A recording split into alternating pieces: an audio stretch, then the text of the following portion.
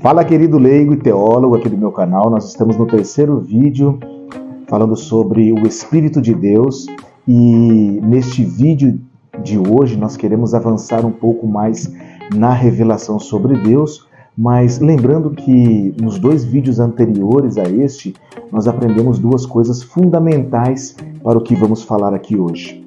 No primeiro vídeo nós aprendemos que Deus é Espírito e que Deus é invisível. Ou seja, Deus não pode ser visto aos olhos humanos.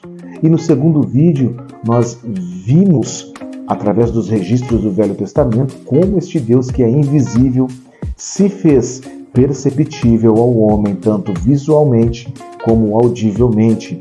Eu queria que você gravasse e escrevesse isso. Deus se fez perceptível ao homem, visivelmente e audivelmente. Nós falamos neste vídeo sobre as várias manifestações de Deus no decorrer do Velho Testamento. Deus apareceu por visões, por sonhos, pela sua voz, por anjos. Deus apareceu por mensageiros. Ele apareceu por coisas sobrenaturais com a natureza. E todas essas manifestações, elas têm coisas em comum, duas coisas em comuns. A primeira coisa em comum que essas manifestações do Velho Testamento têm é a questão da temporalidade. Essas manifestações, elas eram temporárias. Elas apareciam para uma situação específica para revelar os planos e os desígnios de Deus para o homem. Então elas eram temporárias.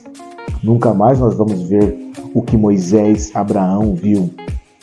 E também a outra coisa em comum é que essas manifestações, elas eram parciais.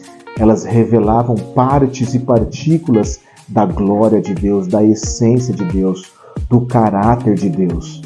Elas não revelavam Deus completamente, mas elas revelavam partes parciais para que nós pudéssemos entender as manifestações de Deus. Portanto, o que aconteceu no Velho Testamento era temporário e parcial. Diante do que foi exposto nesses dois vídeos, surge então uma grande questão, uma pergunta. A pergunta que eu vou fazer aqui agora é a pergunta que você deve fazer.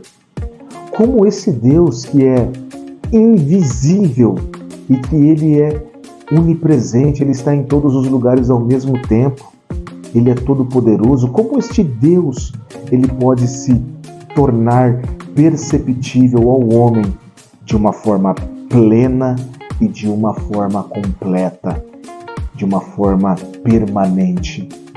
E a Bíblia tem a resposta para essa questão, para esta grande questão. E é a partir daqui que eu entro agora desenvolvendo o que eu queria falar neste vídeo. Abra a tua Bíblia no livro de Hebreus, no capítulo 1, o versículo 1 e 2, bem conhecido por todos nós. Diz assim a palavra do Senhor: havendo Deus antigamente falado de muitas vezes e de muitas maneiras, o que eu acabei de falar, a nós, nesses últimos dias, falou-nos pelo Filho. Que escritura maravilhosa e reveladora! A primeira coisa que nós percebemos nessa escritura é que no passado Deus falou muitas vezes e de muitas maneiras. Mas nos últimos dias, nesses últimos dias, em outras palavras, não dá para esperar uma revelação nova sobre Deus, porque nesses últimos dias ao qual nós vivemos, esse Deus falou pelo Filho. E a outra coisa que é extremamente importante de nós observarmos nessas escrituras é que o agente da ação, o sujeito da fala, ele não muda, ele não altera. O escritor do livro de Hebreus, ele não disse que no passado falou um Deus e agora falará outro Deus. Não. O agente não muda. O Deus que falou antigamente é o mesmo Deus que fala agora. Então, o sujeito da fala e da ação permanece o mesmo, que é o único Deus. O que muda é a forma como ele vai se manifestar. O que muda é como ele irá se apresentar para nós, é como ele vai ser perceptível a nós, tanto visualmente como audivelmente. E para ilustrar um pouco isso que eu quero dizer, foi o que eu comentei com você antigamente. Deus falava temporariamente e parcialmente, mas agora Ele falará a nós permanentemente e plenamente. A Bíblia diz que nele habita corporalmente toda a plenitude da divindade. Então agora Deus não está falando mais de uma maneira parcial, mas Ele está falando agora de uma maneira plena, completa. E agora Deus também não está falando mais de uma maneira temporária, mas Ele vai falar agora de uma maneira permanente. Vamos agora ver um exemplo para ilustrar um pouco isto. O primeiro exemplo que eu quero trazer aqui para nós, para que nós possamos construir esse pensamento, né, é o grande evento do batismo de Jesus. O batismo de Jesus é um marco na história da palavra de Deus, da salvação de Deus em relação ao homem. Muitos teólogos, eles veem aquele ato como uma revelação da Trindade. O fato é que o texto não está tratando sobre a divindade. Então nós temos que saber o que é que o texto está tratando. E a Bíblia, ela tem explicação para tudo. A própria Bíblia se autoexplica. No livro do Evangelho de João, no capítulo 1, a partir do versículo 31, o profeta João Batista, ele declara: eu não o conhecia. João Batista declara que ele não conhecia o Messias. Então, o batismo de Jesus era algo que iria trazer em público o Messias. Foi a primeira vez que Jesus chegou diante do público e ele iria ser entronizado a partir daquele momento. João Batista não sabia. João Batista não tinha ideia de que Jesus era o Messias. Mas João Batista era aquela voz que clamava no deserto, que estava endireitando o caminho a Jeová. Mas ele ainda não sabia quem era o Messias. Ele declara: eu não o conhecia. Então, o que João Batista recebeu naquele momento de Deus foi uma revelação de quem era o Messias. O texto de Mateus começa dizendo que os céus se abriram. E repare, todas as vezes que os céus se abrem nas Sagradas Escrituras, é para tratar de alguma revelação. Deus vai passar alguma revelação para o homem. Isso aconteceu com Jacó em Gênesis 28, quando ele viu a escada que ligava da terra ao céu e do céu à terra. Isso aconteceu com Ezequiel, quando ele diz no capítulo 1 que os céus se abriram e a partir daquele momento foi entregue uma revelação para ele. E agora, no Novo Testamento, no livro de Mateus, os céus novamente se abrem para trazer uma revelação. E a revelação era quem era Jesus. A identificação do ministério de Jesus Cristo. Ele como Messias, a sua missão. É por isso que João, ele viu o Espírito como pomba. Não era para nós interpretar isso como, olha, Deus é uma pomba, ou o Espírito é uma pessoa divina separada do Pai. Não. Mas a ideia era que João Batista tivesse uma percepção visível sobre o Espírito de Deus e em quem ele iria pousar naquele momento. E a voz declarando do céu: este quem? Este ao qual o Espírito pousou sobre. Este é o meu Filho amado. Então, aquilo foi uma confirmação tanto audível como visível para João Batista introduzir o Messias ali naquele momento. Então, o evento do batismo era a confirmação e identificação do ministério de Jesus. Ele é o Cristo, ele é o Messias. O texto de João, no Evangelho de João, lá no capítulo 1, ele ainda continua, porque ele diz, no texto de Mateus fala que o Espírito desceu sobre Jesus, mas João declara que o Espírito, que ele viu o Espírito pousando e permanecendo. Em outras palavras, a revelação agora ela é permanente. No Antigo Testamento, o Espírito de Deus ele vinha no homem, mas ele se retirava. Ele vinha e se retirava. Mas no Novo Testamento, João declara que o Espírito permaneceu. Olha que incrível, olha que incrível. E além dessa revelação de permanência do Espírito de Deus, João Batista ele diz ainda que aquele que você vir descer o Espírito, este é o que batiza com o Espírito Santo. E nós sabemos que no Velho Testamento, quando o Espírito de Deus aparece, isso significa que Deus está agindo, é a ação de Deus. O Espírito de Deus é a própria ação dele aqui na terra. E agora Jesus Cristo é aquele que está agindo através do Espírito que permanece nele. Porque João diz que Jesus, ele se fez carne e habitou entre nós. A palavra habitou aqui é tabernaculou. No Antigo Testamento, Deus, ele vinha e ele estava ali no tabernáculo, juntamente com o povo. Mas agora ele criou um corpo para que ele pudesse habitar permanentemente. É por isso que um dos nomes dele é Emanuel, Deus conosco. Veja como a Bíblia ela tem respostas e harmonia com tudo que ela diz. Então, o batismo de Jesus, ele é para identificar o ministério terreno do Messias. Mas o Evangelho de João, ele é um livro extremamente importante porque ele foi escrito com dois objetivos. E você pode ver isso no capítulo 20, no versículo 31. João, o evangelista agora, ele declara que todas essas coisas foram escritas para que você creia que Jesus é o Cristo.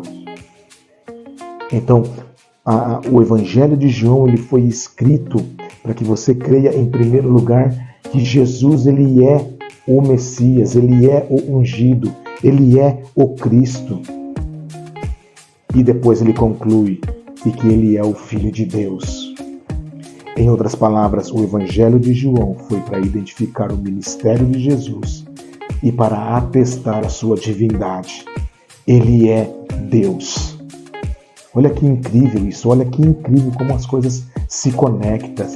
As coisas elas são harmônicas entre si. No Evangelho de João, no capítulo 14, nós temos uma das revelações mais fantásticas da palavra de Deus. A Bíblia fala que Felipe está ali falando com o Senhor Jesus, mas Jesus ele começa a falar coisas fantásticas e maravilhosas. E aí Jesus fala, olha, se vocês verdadeiramente me conhecessem, a mim, vocês conheceriam o Pai. Mas eu te digo, vocês já o conhecem e vocês têm de visto.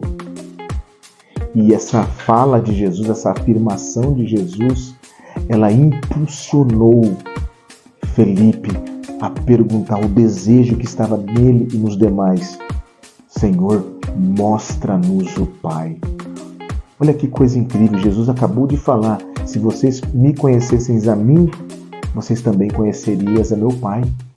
E vocês já o conhecem e vocês têm de visto. E Felipe faz uma pergunta que a gente fica pensando, meu Deus do céu, Felipe, Jesus está falando quem ele é. E então Jesus ele responde a Felipe, eu estou há tanto tempo com vocês e você ainda não tem me conhecido, Felipe. A questão da questão da divindade de Jesus. Esse capítulo está tratando de conhecer Jesus como Deus, de conhecer Jesus como o Pai. O problema dos apóstolos e de Felipe não era ver, eles já viam Jesus, mas o problema era eles conhecer Jesus, de que a identidade verdadeira dele, quem realmente ele era, quem realmente ele estava falando, quem ele era.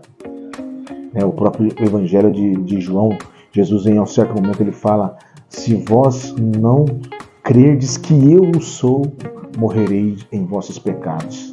Então faltava a eles crerem, faltava a eles entenderem e conhecer Jesus como o Pai, como Deus, porque este era o outro propósito do Evangelho de João. Jesus ele continua dizendo: quem vê a mim, vê o Pai. Essa palavra ver no original, ela não é simplesmente ver no sentido de olhar alguém, mas é ver e reconhecer alguém.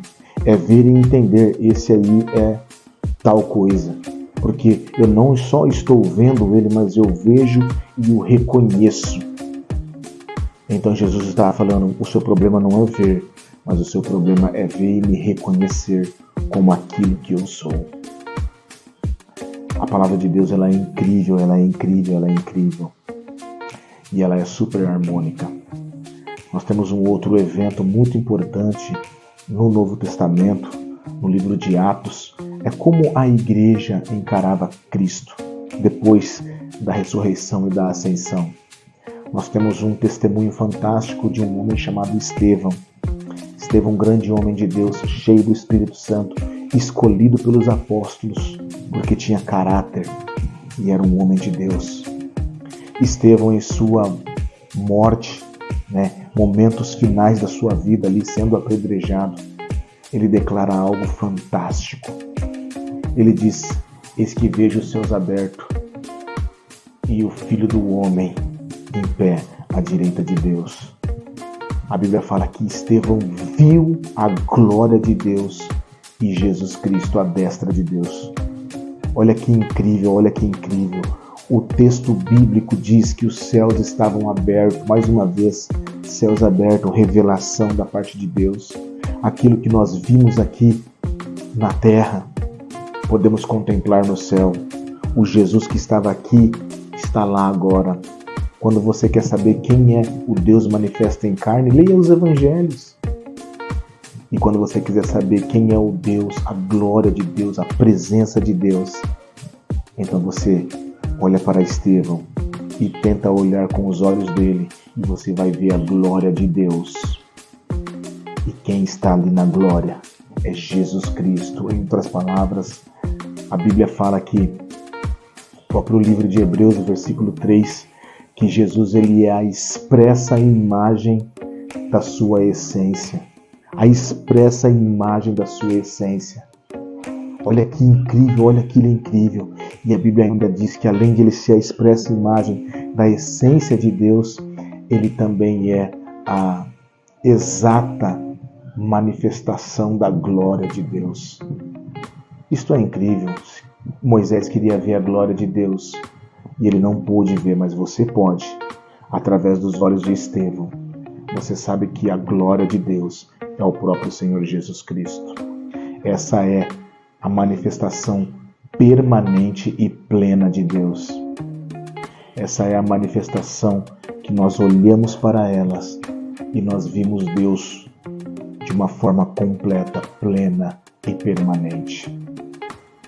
A Bíblia, o livro de Coríntios, 2 Coríntios capítulo 4, versículo 6, se eu não estiver equivocado, mas ali diz que a glória de Deus é a face de Jesus Cristo.